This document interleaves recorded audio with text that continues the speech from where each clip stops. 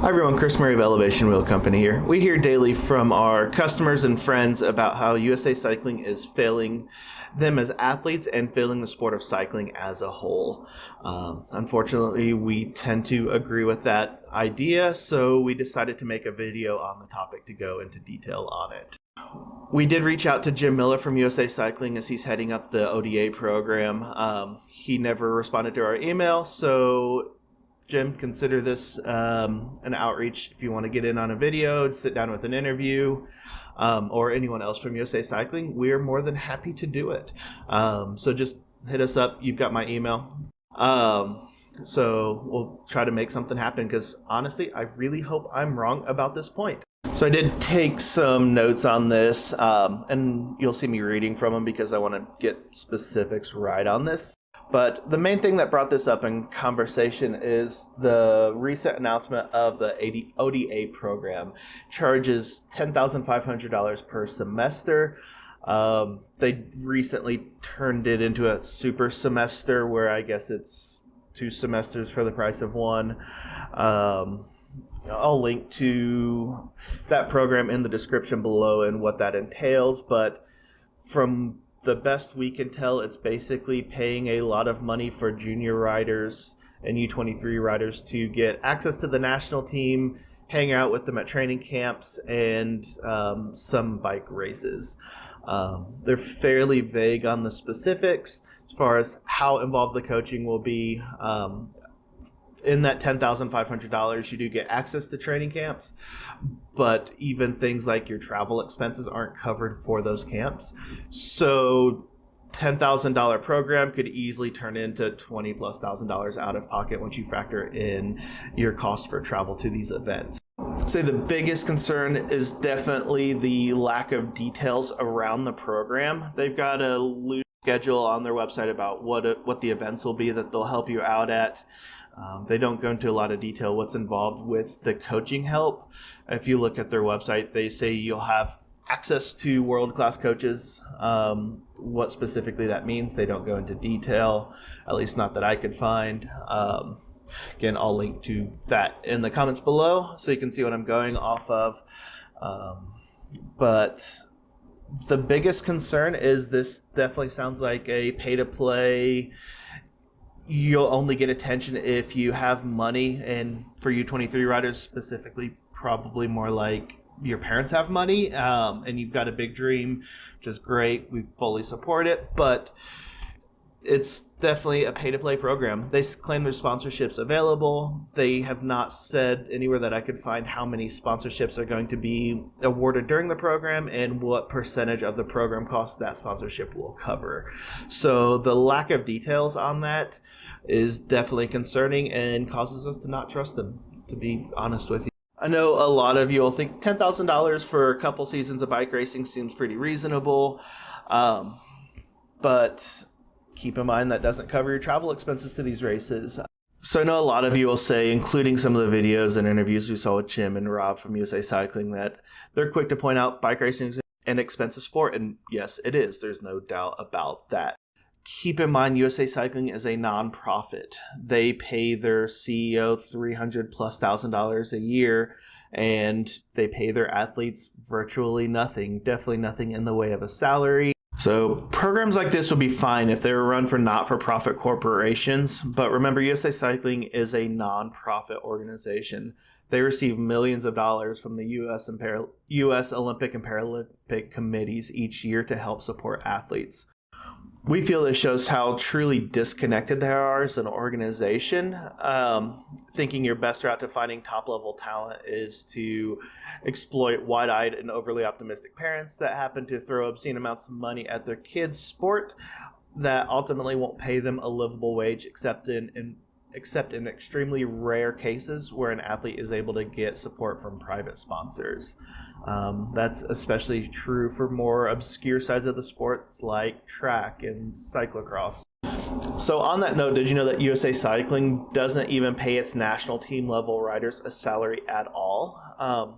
The only pay our national team riders get is if they win a medal at Worlds in an Olympic event, but even then that salary comes from the U.S. Olympic Committee and not USA Cycling. So USA Cycling still isn't paying athletes in that regard either. That means even riders like Katie Compton, who dominated sport for over a decade, never actually received a salary from USA Cycling, even though they represented USA Cycling and our country at World Championships multiple times. Which begs the question, what would you say you do here? So despite the clickbaity nature of my thumbnail, USA Cycling will exploit you and claim that they cannot afford to pay athletes because they cannot afford it, despite the fact that many other countries are able to pay their national team riders a real salary, and the fact that the USA Cycling CEO makes over $300,000 a year. I'll link to their 2019 990 form so you can see more of their financials. One advantage to them being a nonprofit is that's public knowledge. Unfortunately, I wasn't able to find the 2020 form at the time of making this video, though. So I definitely believe that complaining without offering solutions is basically just whining. So here are a few solutions that I think we could implement that would make a big difference as far as our ability to grow the sport and support our athletes on the international stage. USA Cycling has multiple people well over $100,000 a year. I firmly believe that nonprofits should have a salary cap of around $100,000 a year. More power to you if you want to make more money than that in life. But if you can't be happy on $100,000 a year, then maybe a nonprofit organization isn't the place for you to work, especially when you're not able to support your athletes. This would free up a ton of money that could go to athlete support. This is especially true when you claim the organization is hurting financially. In the small business world, we don't get to pay ourselves large salaries if the company can't afford it. So why do executives at nonprofits get to do that? Isn't the idea behind nonprofits to help those in need rather than helping the rich get richer? I firmly believe that. Pay people on the national team some type of a salary. I understand not paying hopeful national team riders, people in ID camps, but people that are listed on the website as the actual national team should be receiving some type of compensation. They represent your organization, and the athletes are the sole reason your organization exists. It is embarrassing that you talk them up like heroes and use them to promote your programs, but give them little to no compensation.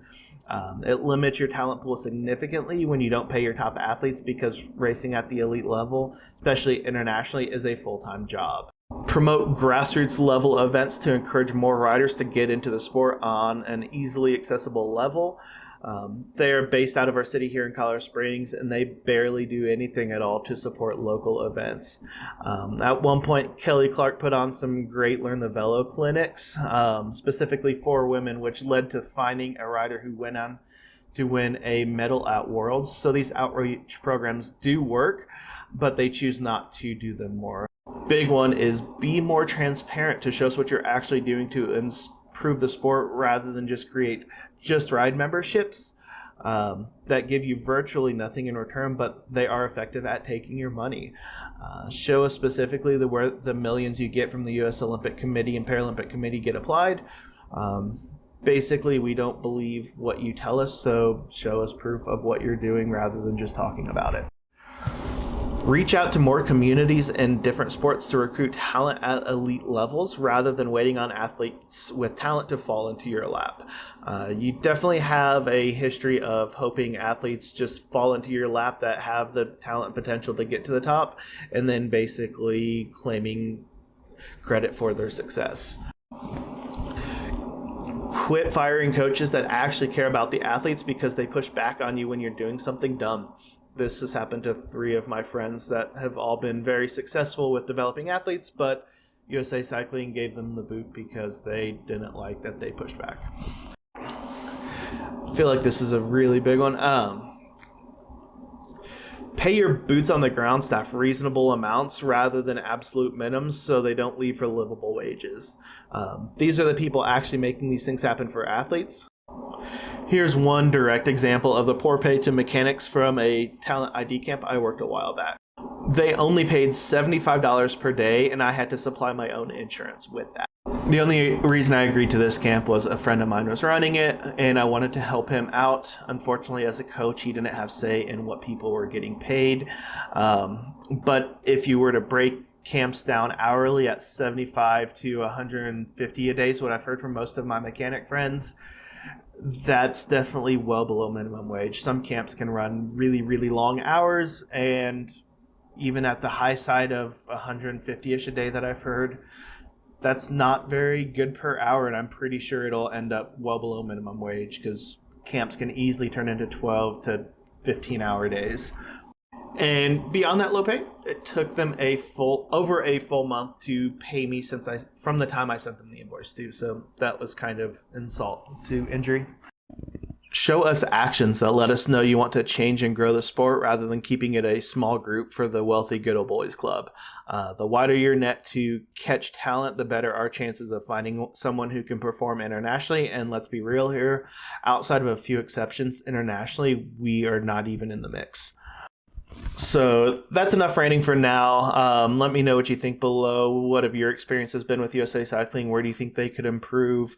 I know a lot of the athletes I deal with share a lot of these opinions, but they're afraid to voice them publicly for fear of retaliation. But I want to reiterate, if anyone from USA Cycling disagrees with these points and would like to come on for an interview, Zoom call, whatever, hit me up. Jamila, you could respond to my email. Happy to make something happen there because, again, I want to be wrong about these things, but based on what I'm hearing from athletes that have gone through the program and what I've seen externally, I don't think I'm wrong on this. So prove me wrong. Appreciate it. See you guys.